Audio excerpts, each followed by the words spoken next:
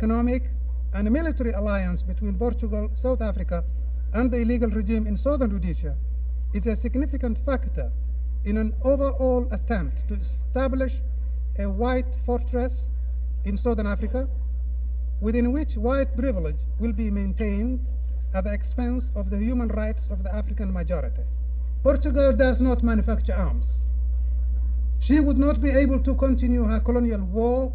if the countries which are supplying her with a variety of military supplies were to end this infamous and inhuman trade. It's the firm hope of my delegation that the members of the Council will come to agree that the imposition of an arms embargo is the obvious course of action, particularly at this stage when clouds of danger